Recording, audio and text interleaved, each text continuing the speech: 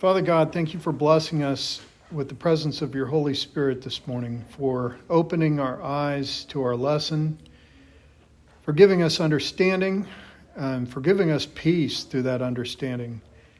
Thank you for allowing us to see how merciful you are, Lord, through reading your word in Isaiah, for understanding how merciful you are, how perfect your mercy is. And we ask that you bless us with that mercy, as we are not perfect, and you know we're not perfect, and we just continue to thank you for that invitation through your Son, that we can reach you and reach that perfect mercy.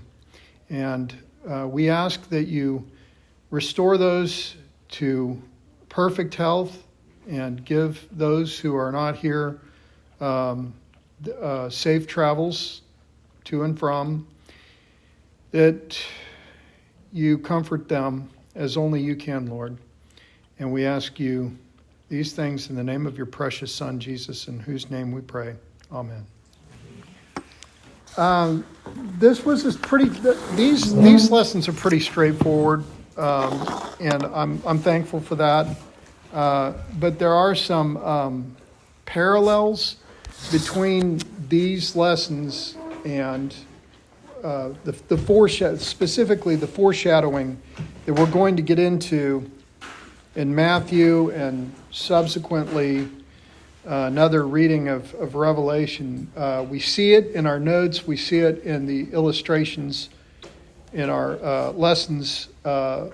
We see it coming.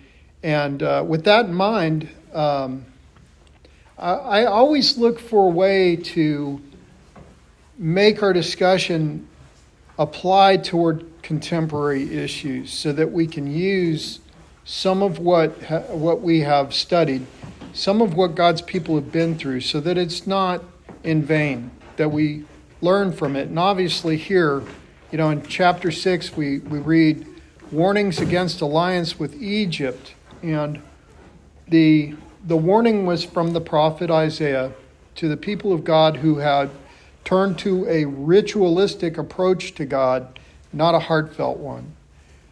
In other words, their eyes were not seeing him. And that's the concept I want to get in front of us today, is that they failed to see where their mercy and their relief was coming from.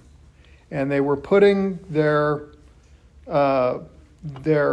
solutions in people who were imperfect just like them, imperfect solutions that wouldn't come to pass because the prophet told them so.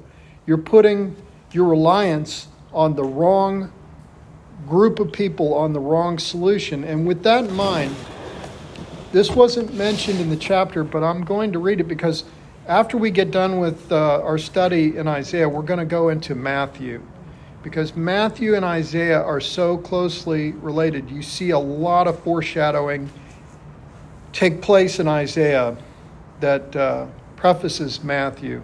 So I want us all to open our Bibles and go to Matthew chapter 14, verse 22, and I'm gonna read this. It's gonna make sense to you after we read this, and I ask the question. But I'll give you a chance to get there first so that you can track it with me in your Bible. 14:22. Matthew chapter 14, verse 22, starting with verse 22.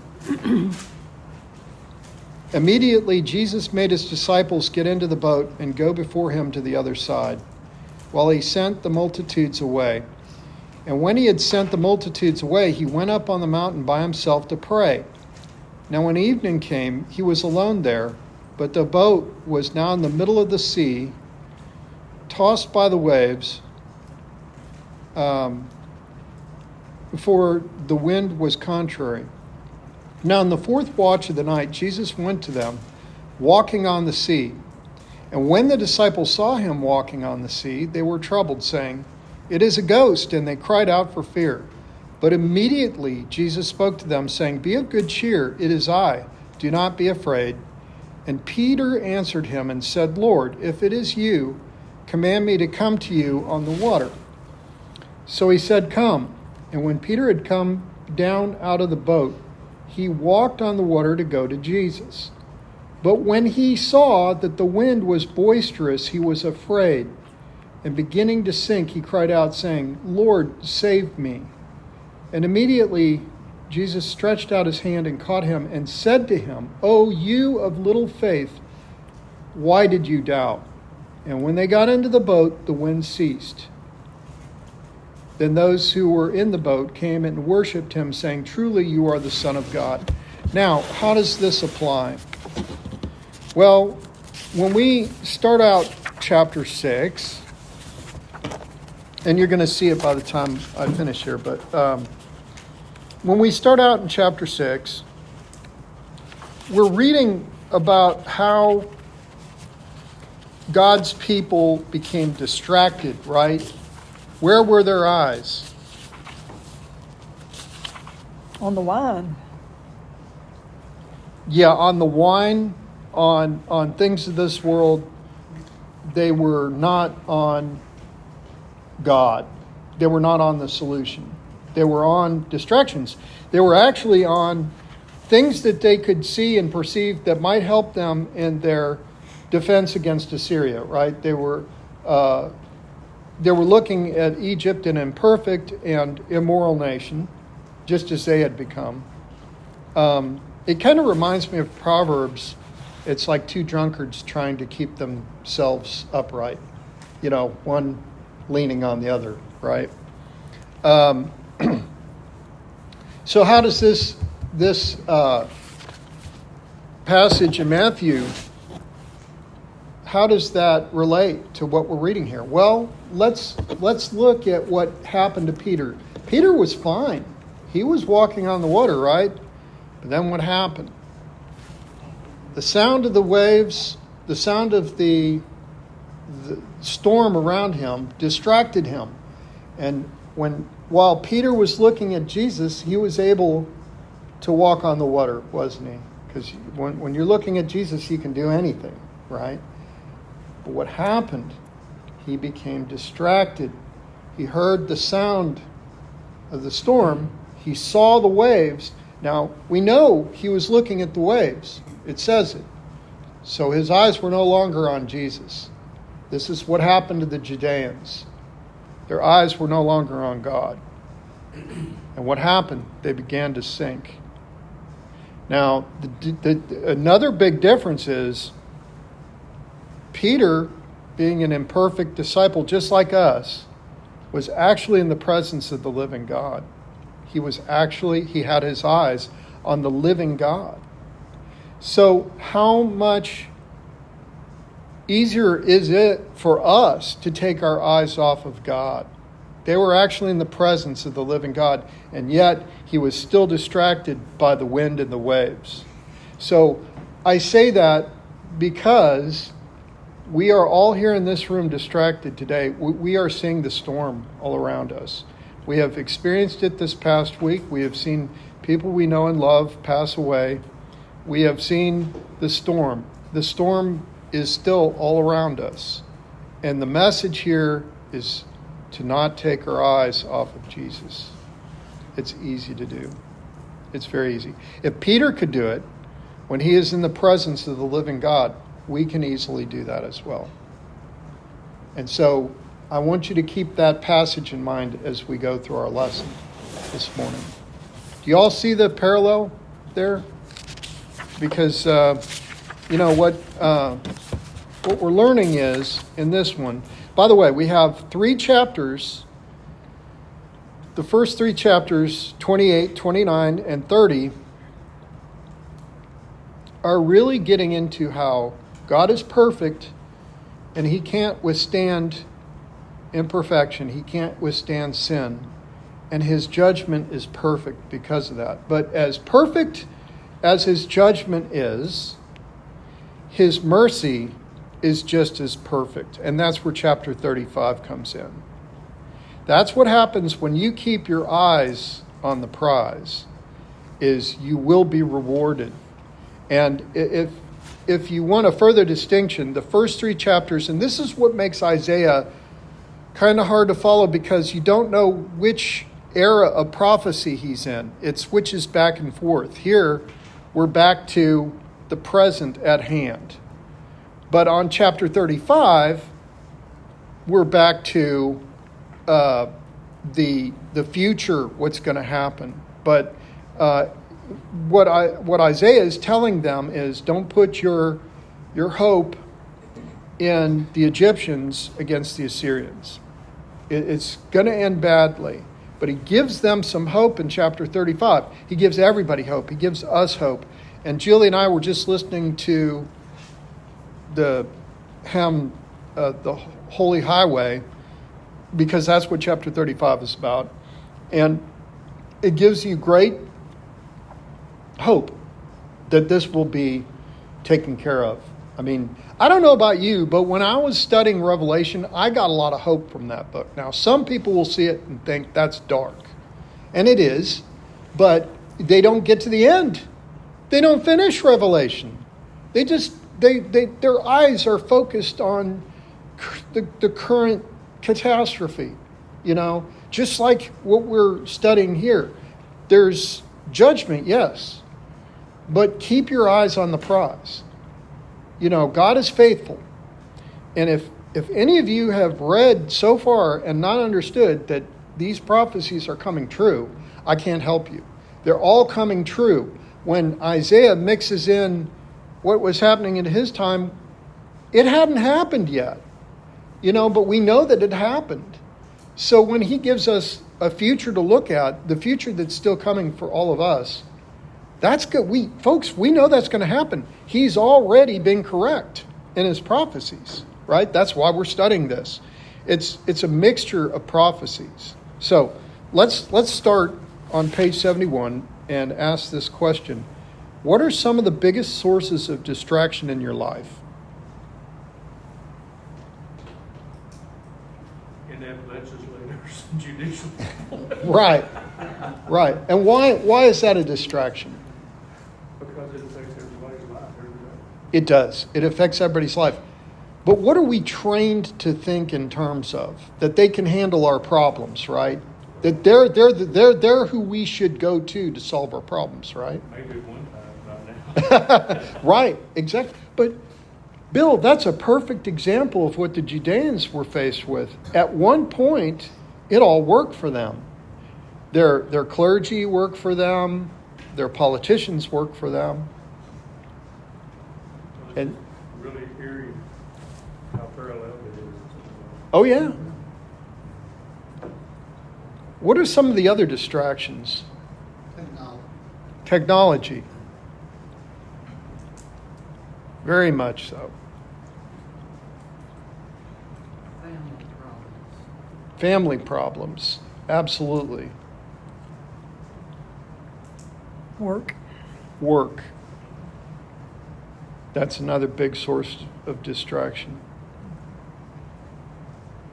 And you know what makes that so frustrating? All of these things, work, family problems, all these distractions.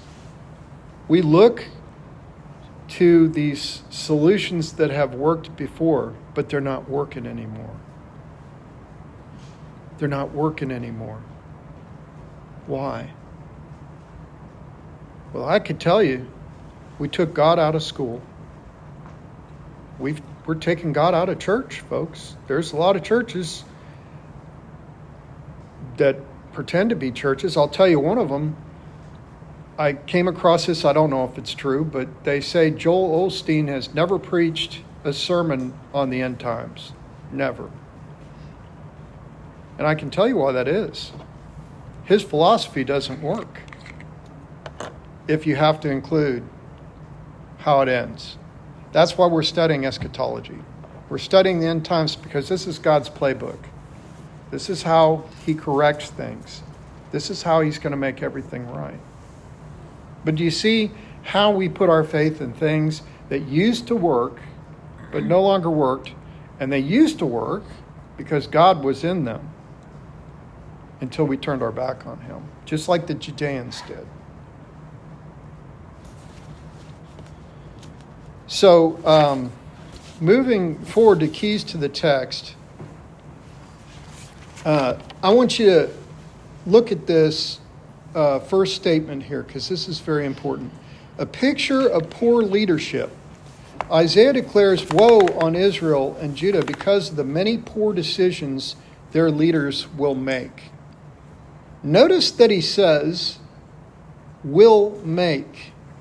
Isaiah knows what's going to happen. God's told him. You know, God doesn't just speak through Isaiah. He doesn't speak through any of us here in particular at this table. He can speak through all of us. You know, we're all in that boat asking Jesus, let me come to you. And he says, come. He's available to all of us. And God knows what's going to happen. He already knows. You know, if you doubt what he says, you're going up against a guy with the perfect track record. You know, when you're reading this, you realize all of these things came to pass. Let's jump ahead to the questions. Unleashing the text. How should we understand the emphasis in Isaiah 28 on drinking wine and intoxication?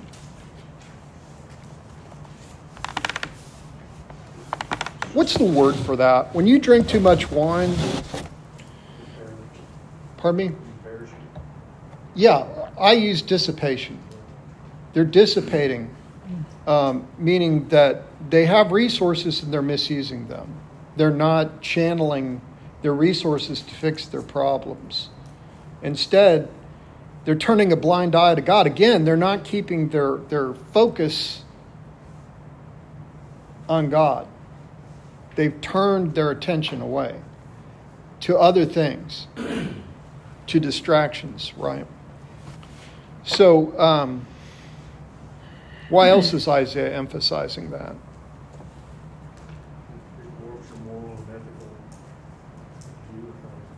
Mm-hmm. Absolutely. Well, I think leaders are held to a higher level of whatever it is. Example. Right. And they were just using their position to have a party. Yeah. They weren't leading the people at all. They were dissipating their resources, not just their resources, the people's resources. So when someone in charge, in power, the people look up to, go to that length of dissipation, it's going to affect everyone. So they're not just using their resources, they're using everybody's resources. Ultimately, whose resources are they mismanaging? The people's. God's. They're mismanaging God's resources. And God will not be mocked. Isn't that a form of corruption? Yes, absolutely. It is. It's one of the highest forms of corruption. But I would say it's not just a form of corruption because it leads to other iniquities. I'd say it's because it robs God of the attention and the praise that's due him. That's, I think, is the height of the destructive quality of the dissipation, of the drunkenness and everything. When they're drunk, are they praising God? No, they're asking for more. They're asking for more. They're asking for, Another bottle. for their wills to be fulfilled, not God's will, There was I hate to mention these things because they're a little bit off topic, but I will because it's pertinent here. There was a movement during World War II among the fascists. They were dabbling in the occult. And there was a prominent figure that was basically responsible for the deviation to Satanism and everything. His name was Aleister Crowley, and he came from a very prominent position in Oxford. He was a professor. And he started this movement, this occult movement. And his theme was to fulfill your own will. He said, pursue your own will. Don't, your will is the most important. That's the heart of what we're talking about here. That's not God's will. We are imperfect, and our wills are imperfect, and they want imperfect things, like too much wine, or what they're getting into here. So the whole movement was based on, his saying was, "Do what thou wilt, do what thou wilt." That's what the Judeans are doing here. Do what thou wilt, not what God wills you to do, but do what thou wilt. And so that's a pretty good touchstone of how you're living your life. Are you living your life to fulfill your will, or are you living your life to fulfill God's will? So, looking at Isaiah 30, what were some of the reasons God's people wanted to turn to Egypt for rescue? Pardon me? Instant gratification. For human help, not God's help. Right. That's the basic takeaway. They were looking for human help. They were looking for things you could see, that you could physically see, not the spiritual. It's hard. It's hard to try to balance in the spiritual world, isn't it? Because you can't see the spiritual world. You just have to what? You have to have faith, right? And they'd lost their faith, and they were looking at things physically, not spiritually. But why else did they want to turn to Egypt for rescue? Well, you're a 5,000-year ancient period. Egypt was powerful for 3,000 years. Of course, they had the Nile River. They had the most powerful. Absolutely. Prosperity was greatest. So Bless you. They were very top of the chain. They were. Thank you, Freddie. That you probably don't remember this poem that I used to read, but it was Ozymandias. It was about Ramses II, the most powerful pharaoh of them all. And the opening of the poem was, "Look and despair, all ye who come into my kingdom.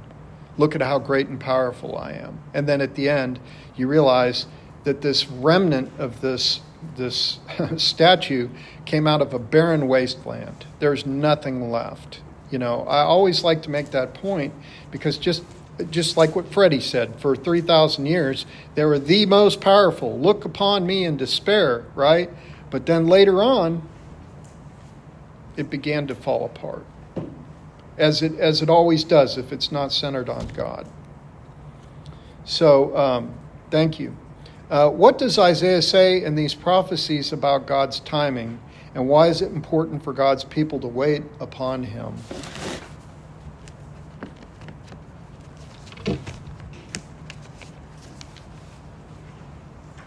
What about God's timing? What do we know from Revelation? What did we read in chapter 5? I think it was chapter 5, where the martyred saints were asking God, "How long, O God, how long?" What was the answer? A little more. It was God's timing, not the martyred saints, not Peter, not anybody else. It was God's timing. So, sure. Okay, we have the Bible. It's a historical, picture of what everything was like. What did they have in those times, as far as what all God had done for them? Well, in the synagogues, they were teaching Mosaic law. They had the Mosaic law that they fell back on. But to answer your question, they really did practice, at least ritualistically, they practiced. See, we're coming up to Rosh Hashanah, right, at the end of this, next week. They had festivals that commemorated certain parts of their history. We know the Day of Atonement. We know Passover was to commemorate their freedom from slavery from Egypt, right? Ironically, right?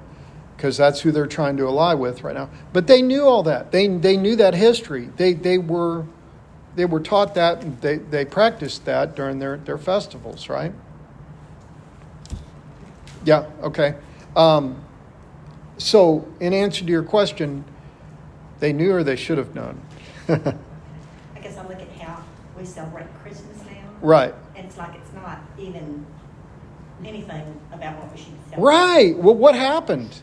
The ritual took over. Yeah.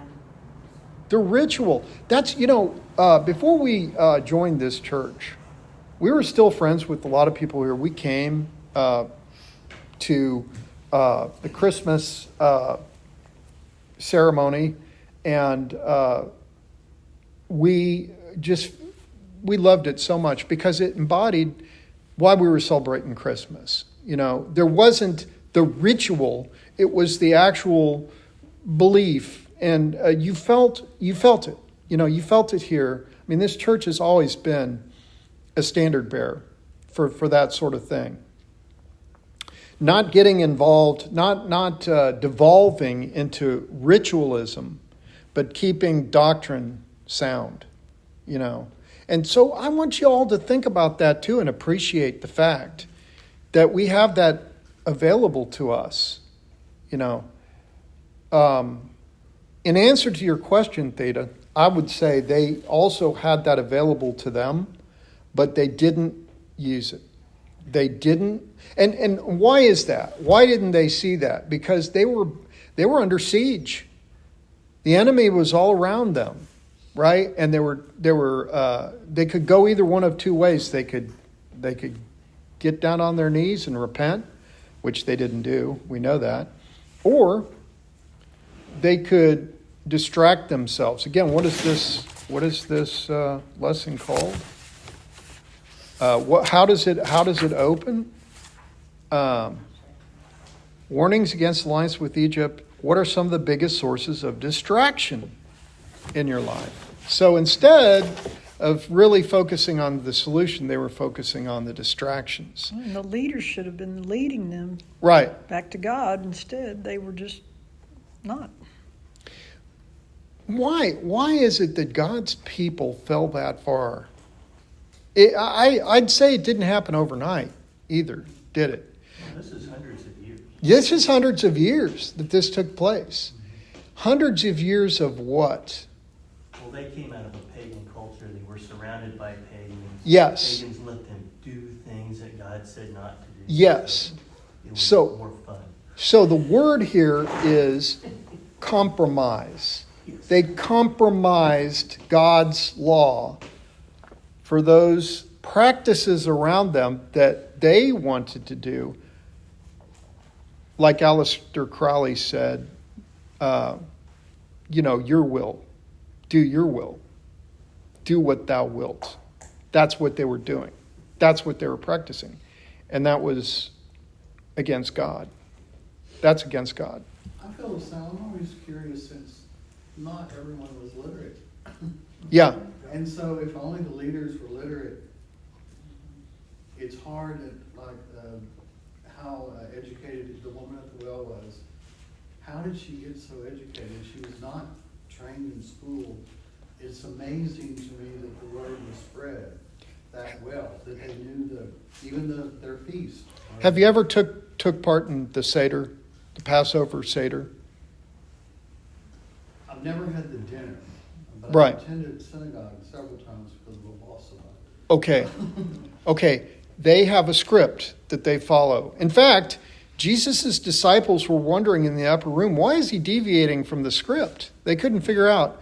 No, we've heard this thousands of times before. That's not what you say, Jesus, because he was deviating from their script. Well, listen, that script was history. That taught them their history. Okay, I get it. It taught them why they should be, why they should be grateful that they were saved as a people. It taught them their history. So rituals can be good, but rituals are only good as reminders. They're not good as the main focus. You don't focus on the ritual. When they came back from exile to Babylon, and Nehemiah Right. You had to resurrect Hebrew. Their whole culture revolved, it's a theocracy, revolved around all that stuff. Yeah. So it was just 24/7 for them.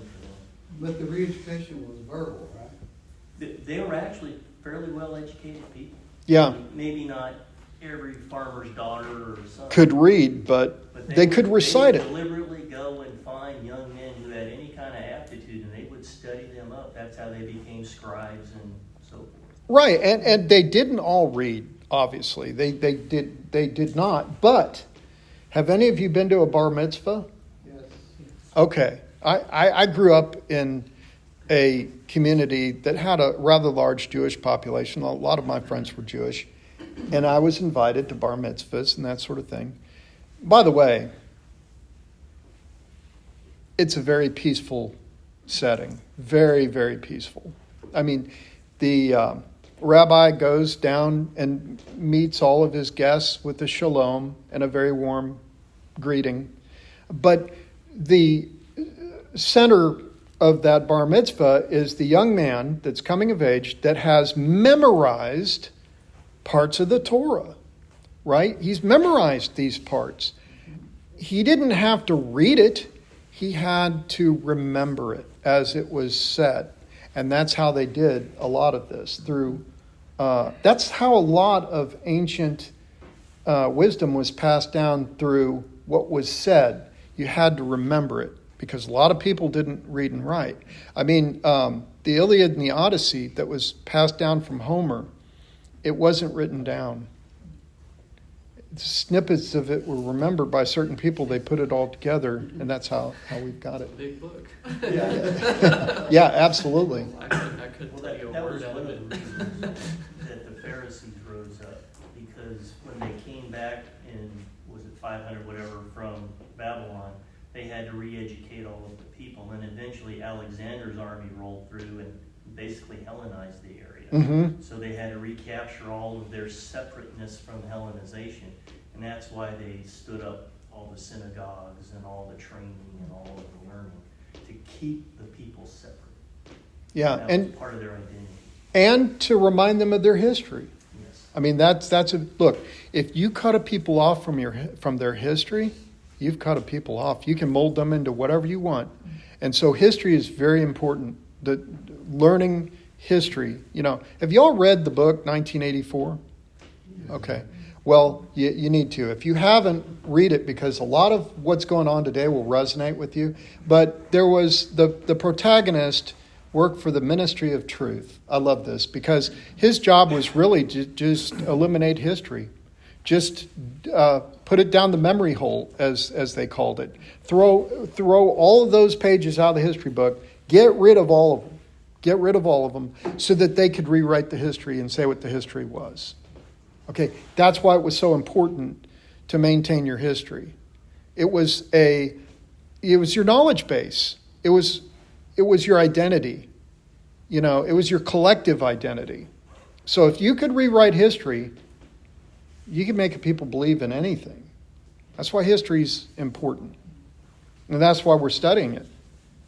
When you attend the synagogue, especially the Friday night, what is it, Blitz, whatever, you feel it in your DNA. You do. It's weird because you sit there, you're going through these emotions, but you know it's in you. Yeah. It's very, very odd. And it's almost scary. Well, we're You sit grafted there, in. Whoa, I know this. I thought, I don't know any of these words, but you feel it. You do. You're grafted in. And I'll tell you, one time when I was studying, I don't read Hebrew. Okay? I can read a few other languages. I can't read Hebrew. But there was, I think it was Google or something. They had the text on one side. This was actually Genesis I was reading from. And then they had the Hebrew on the other. I swear, I could pick out those Hebrew words that were related to, you're right. In essence, you're right. It's the language has something in it, embedded in it. I don't know what it is. It is history, but it's something stronger than that. Just to tell you how fast the history can go, in 1984, we decided to do 1984 at St. Cyprian School. Mm-hmm. And all the kids got a number, and they all dressed the same, and we told them math facts that were wrong, and we just lived the whole book. We even had a guy from Channel 9 News come out and knock on the door, and we wouldn't let him in because of the ministry of truth. Yeah. They were fed cabbage water at lunch, and at 1 o'clock we stopped it because it became too real. Yeah. The kids did not complain. They did not have personalities. They did not have identity. They did not have squabbles. It was great. And but we killed it because it was getting a little bit too scary how fast you could brainwash. People would assimilate We could into that. brainwash those kids so fast that from 8 o'clock to 1 o'clock, we said, no, this is going away. Yeah. Well, and you know this, you've heard of Stanley Milgram too, right? And back in the day, what was it, the 70s? They were wondering how Hitler could make innocent people do his bidding. And so Stanley Milgram was a psychologist who came along and did an experiment. Most of you have probably heard of the experiment, where they would select people from off the street and get them in and say, okay, we're going to pay you to follow directions, and here's what you need to do. There's someone in the other room, and if they make a mistake, you're to turn this dial and give them a shock. Well, there was on the panel in front of them, there was a knob that they could turn, and at the very end, it said dangerous level, or it said, could cause death, or whatever. And they actually got most, if not all, of those participants to turn it all the way over to where it would actually kill those people. And in the other room, they heard the people screaming. Of course, they weren't getting shocked, but they weren't getting shocked. But the these participants didn't know that. And so, what Stanley Milgram was trying to show was that anybody could rise to power like Hitler and get a following, and that they would all fall in line and do terrible things because someone told them to do it. Well, there's that Stanford prison experiment, too. Yeah, the Stanford prison experiment as well. There was a whole collection of experiments like that showed how easy it is for people to just obey authority and to follow authority. What was the Stanford? They took a bunch of students and randomly chose, these will be prisoners. Oh. And these will be prison guards. Yeah. Right. And they ended up, I remember now. the guards were beating on the students, on the prisoners, and would lock them up and strip them down. I mean, it was very barbaric. That's why I think technology is so scary. It is. It trains us so fast. Well, not only that, but they're training us to obey technology. They're training us to obey AI. Whatever AI tells you, that's the truth, right? So if it's the truth, we should obey it. Yeah, because you can't order Chick-fil-A without an app. Yes, you can. You can use your words. It's okay. But you won't get points. Yeah. That's right. So why is it that we have this in our DNA? Why is it? And I'll give you a hint. We've already studied this. Which book did we study where all this is explained? Well, no. This was actually in Romans. This is in Romans. We have all fallen short of the glory of God. We are all corrupt. And even after we're saved, we're still in this corrupt body, right? We are still capable of sin. Just because we're saved doesn't mean sin absolutely goes away. It means we won't be held accountable for it, but we can still fall into things, right? So the whole premise to Romans, to me, was, just like what Paul said, I'm saved and yet I sin and I do not know why. We all do that. It's all in us. And so when I throw these examples out, I'm not saying all those bad people. I'm saying that's in all of us. And we have to watch out. And so again, what's our solution for that? And we started off this morning discussing it. Keeping our focus, keeping our eyes on Jesus. Because if we don't, what happens? We sink. So I want you all going through this next week thinking about that passage in Matthew. I really want you thinking about how we're going to stay afloat. You know? It's a lot like Randy's sermon last week, where he made the relationship of the snake on the stick and he aligned it with the cross. Mm-hmm. So we've talked about 3. Let's move on to chapter 35. And in fact, chapter 35 is so important. I'm going to read, because it's so short, I want to read chapter 35. I want this to resonate with us because we discuss a lot of heavy topics in here, but there's nothing more beautiful than the Word to bring us back to a piece of grace and mercy. So, chapter 35, the wilderness and the wasteland shall be glad for them, and the desert shall rejoice and blossom as the rose. It shall blossom abundantly and rejoice, even with joy and singing. The glory of Lebanon shall be given to it. The excellence of Carmel and Sharon, they shall see the glory of the Lord, the excellence of our God. Strengthen the weak hands and make firm the feeble knees. Say to those who are fearful-hearted, be strong, do not fear.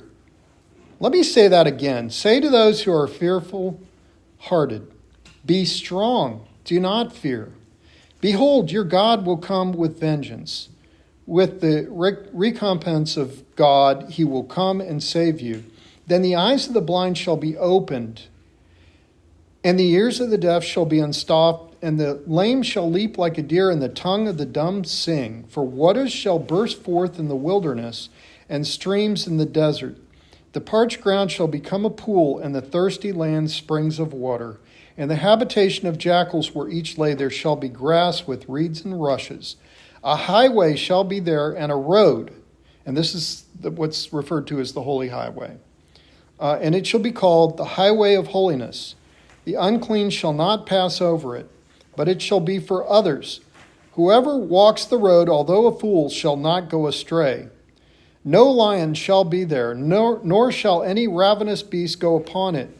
It shall not be found there, but the redeemed shall walk there. And the ransomed of the Lord shall return, and come to Zion with singing. With everlasting joy on their heads, they shall obtain joy and gladness, and sorrow and sighing shall flee away. I love that. That's a great, great chapter. Probably the best chapter in Isaiah. And because it's so short, I just decided to read it. But the imagery there is full of refreshment, isn't it? Full of flowing spring waters. So let's read what my let's read what my Bible has to say in the annotated section here on 35, because I think it's important. In chapters 1 through 34, Isaiah has delivered a message of judgment on all nations, including Israel and Judah, for rejecting God. Although there have been glimpses of relief and restoration for the remnant of faithful believers, the climate of wrath, fury, judgment, and destruction has prevailed. Now Isaiah breaks through with the vision of beauty and encouragement. Now listen to this, God is just as thorough in his mercy as he is severe in his judgment. Isn't that beautiful? When you belong to him, you get mercy. And it's perfect. It's perfect mercy. When we think, we get mercy, that's great, we get a pass. No, remember, God doesn't just restore, he restores perfectly. His mercy isn't the same as our mercy. His judgment is not the same as our judgment. I love that. God's complete moral perfection is revealed by his hatred of all sin, and this leads to judgment. This same moral perfection is revealed in his love for all he has created. This leads to mercy for those who have sinned, but who have sincerely loved Jesus and put their trust in him, like keeping your eyes on him in the midst of these distractions. That's how we show our love for him. We do not look to the left. We do not look to the right. We keep our eyes on him and we'll stay above water. This chapter is a beautiful picture of the final kingdom in which God will establish his justice and destroy all evil. So this has not yet happened. We've read about this. This is coming, folks. This is in Revelation. This is the world, the redeemed, can anticipate after the judgment when creation itself will rejoice in God. Chapter 34 spoke of great distress when God will judge all people for their actions. We didn't read chapter 34, but it's pretty much the judgment. Chapter 35 pictures the days when life will be peaceful at last and everything will be made right. Carmel and Sharon were regions of thick vegetation with fertile soil. They were symbols of productivity and plenty. Now listen to this, the highway of holiness. This highway of holiness is the way that righteous pilgrims will take from the wilderness of suffering to Zion, Jerusalem. It is found only by following God. Only the redeemed only God's elect will travel God's highway. They will be protected from wicked travelers and harmful animals. Does this kind of resonate with you from what we read in Revelation when God in the darkness said, come out of her, at the end, where he's saying, you, the elect, come out from this. God is preparing a way for his people to travel to his home, and he will walk with us. God never stops at simply pointing the way. He is always beside us as we go. So, I really enjoyed 35. Out of the whole lesson, 35 has a lot of meaning for me. We could go on to these other questions, but I want to ask, does anybody have any questions up until this point? Anything else to discuss or anything relevant? Yes. A quick question. Okay, and I don't even know where it is in Scripture, but the lions and the lamb shall lie down together. Yeah. Is that going to be in heaven, or is that? That's going to be Millennial kingdom. in the millennial. What were they talking about in the lions? There wouldn't be lions there in the lesson today. There wouldn't be any animals that were. On the Holy Highway. On the Holy Highway, I mean, I guess if you were traveling, you could be at risk of. Yeah, if you're traveling back to Zion, you're traveling back to the Millennium City, you've got free passage. You can make it back. There's nothing going to hurt you. Okay. Nothing. Ferocious beasts. Yeah. Right. Okay. So that's all they were referring to. I'm hoping there will be dogs. Okay. Nice ones. Okay, so it wasn't saying there weren't going to be lions in heaven. No. Okay. There will be, but again, it'll be a peaceful setting. Okay. You won't have to worry about it.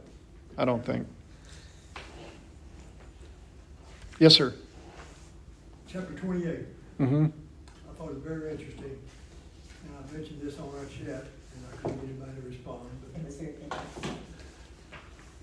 when God was telling Isaiah to put these verses in there, there was 29 verses in chapter 28. He put one verse in the very middle. Chapter 28, verse 16.